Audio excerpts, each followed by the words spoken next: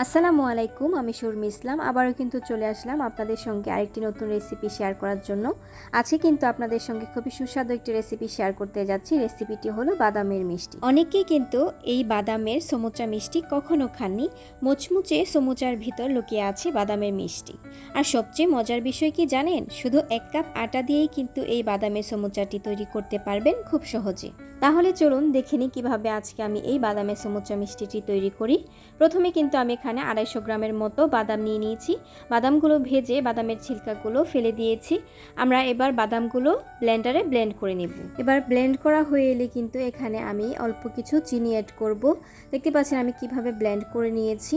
আমি এখানে icing sugar use করেছি, আপনারা চাইলে আস্ত চিনিও কিন্তু ইউজ করতে পারেন। এবার চিনিগুলো একটি স্প্যাচুলার সাহায্যে ভালোভাবে মিশিয়ে নিচ্ছি। তারপর এর মধ্যে কিন্তু অল্প একটু মধু দিয়ে দিয়েছি। আপনারা কিন্তু চাইলে চিনি ব্যবহার না করে পুরোটাই মধু দিয়ে বানাতে পারেন। এবার বাদামের সাথে মধুগুলো ভালো করে মিক্স করে নিচ্ছি আমি একটি স্প্যাচুলার সাহায্যে। দেখতে পাচ্ছেন এর মধ্যে কিন্তু আর কিছুই দিতে হবে না। এরপর কিন্তু আমি চলে এলাম একটি ব্যাটার তৈরি করতে। ব্যাটার তৈরি করার জন্য আমি এখানে 1 কাপ পরিমাণ আটা নিয়ে নিয়েছি আর 3 চামচের মতো কর্নফ্লাওয়ার নিয়ে নিয়েছি। এবার এই শুকনো উপকরণগুলো আমি একটি চালনির সাহায্যে চেলে নিচ্ছি। চেলে নিয়ে আমি একটু ব্যাটার তৈরি করে নিব পাতলা। এর মধ্যে কিন্তু আমি পরিমাণ মতো লবণ দিয়ে দিচ্ছি। এবার শুকনো উপকরণগুলো একটা হ্যান্ড উইক্সের সাহায্যে ভালো করে মিশিয়ে নিচ্ছি। এবার এতে পানি দেওয়ার পালা। এখানে কিন্তু আমরা ঠান্ডা পানি ইউজ করব। ঠান্ডা পানি আমরা পরিমাণ মতো প্রথমে অল্প একটু দিয়ে হ্যান্ড উইক্সের সাহায্যে একটু ভালোভাবে মিশিয়ে নেব। যতক্ষণ না পর্যন্ত একটু পাতলা একটি মিক্সচার তৈরি হয় ততক্ষণ পর্যন্ত কিন্তু আমরা পানি দিয়ে দিয়ে হ্যান্ড উইক্সের সাহায্যে ভালো করে মিশিয়ে নেব। এর মধ্যে কিন্তু আমরা অল্প পরিমাণ একটু তেল ইউজ করব। আমি এখানে আধা কাপ পরিমাণ তেল নিয়ে নিয়েছি। এর থেকে আধা কাপ থেকে আরেকটু কম আমি এখানে ইউজ করেছি। তেলটা দিয়েও আমি কিন্তু আবার আরেকটু পানি দিয়ে দিব, ব্যাটারটা একটু লিকুইড করে নেব। দেখতে পাচ্ছেন আমি কিভাবে ব্যাটারটা তৈরি করছি। ব্যাটারটা কিন্তু একটু সময় নিয়ে করতে হবে, তাহলে কিন্তু ব্যাটারটা পারফেক্টভাবে তৈরি হবে। আমি এই ব্যাটারটা তৈরি করতে প্রায় 10 মিনিটের মতো সময় নিয়েছি আর হ্যান্ড উইক্সের সাহায্যে কিন্তু অনবরত নেড়ে নিয়েছি। এই ব্যাটারটা কিন্তু একটু সময় নিয়ে করলে ব্যাটারটা পারফেক্টভাবে হয়ে যায়।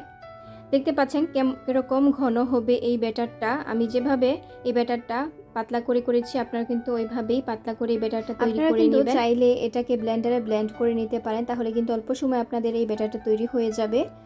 তারপর কিন্তু আমরা এই ব্যাটারটা একটি পাইপিং ব্যাগের মধ্যে দিয়ে দিব। আমি একটি পাইপিং ব্যাগ নিয়ে নিয়েছি। তারপর এটি গ্লাসের মধ্যে নিয়ে এই ব্যাটারটা আমি ঢেলে দিয়েছি পাইপিং ব্যাগের মধ্যে। তারপর পাইপিং ব্যাগের মুখটা কিন্তু আমরা বন্ধ করে নিব এবং কেচি দিয়ে এর মধ্যে অল্প একটু ছোট একটি ছিদ্র করে নিব, অল্প করে কেটে নিব। এবার কিন্তু আমরা চুলায় একটি প্যান বসিয়ে দিয়েছি। এতে আমি অল্প পরিমাণ তেল ব্রাশ করে এই পাইপিং ব্যাগের মধ্যে দিয়ে ভালো করে এরকম করে একটি ডিজাইন করে নিব। দেখতে পাচ্ছেন আমি যেভাবে বানাচ্ছি আপনারা কিন্তু ওইভাবে বানিয়ে নেবেন। বানিয়ে একটু ঠান্ডা হয়ে এলে কিন্তু আপনারা যেই বাদামের মিক্সচারটা বানিয়েছেন ওইটা ভিতরে দিয়ে এভাবে আমার মতো করে সমোচার মতো একটি শেপ দিয়ে দিবেন। আমি যেভাবে বানাচ্ছি এভাবে কিন্তু খুব সহজেই সমোচার মতো শেপ দেওয়া যায়। দেখতে পাচ্ছেন কিভাবে বানিয়ে নিয়েছি। এভাবে কিন্তু আমরা সবগুলো সমোচা বানিয়ে নিব। তারপর একটি ট্রে বা প্লেট নিয়ে নিব। এতে অল্প একটু তেল ব্রাশ করে আমি একটি পেপার বসিয়ে দিয়েছি। এর মধ্যে কিন্তু আমরা যে সমোচাটি তৈরি করেছি এটি দিয়ে অল্প উপরে অল্প অল্প তেল ব্রাশ করে আমি চুলায় একটি হাঁড়ি বসিয়ে স্ট্যান্ড দিয়ে এর মধ্যে দিয়ে দিয়েছি। এর উপর কিন্তু ঢাকনা লাগিয়ে দিব। আপনারা 15-20 মিনিট এটাকে বেক করবেন। আপনারা কিন্তু চাইলে এটাকে ওভেনেও বেক করতে পারবেন। 15-20 মিনিটের মতো বেক করে নিলেই কিন্তু হয়ে যাবে পারফেক্ট একটি সমুচা বাদামের মিষ্টি।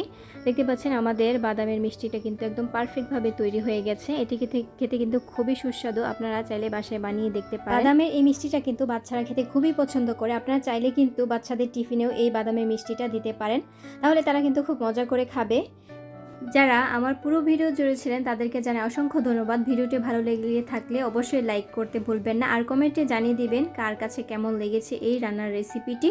আর আমার চ্যানেলে যদি নতুন হয়ে থাকেন তাহলে কিন্তু অবশ্যই সাবস্ক্রাইব করে যাবেন। দেখা হবে অন্য কোনো দিন অন্য আরেকটি নতুন রেসিপি নিয়ে।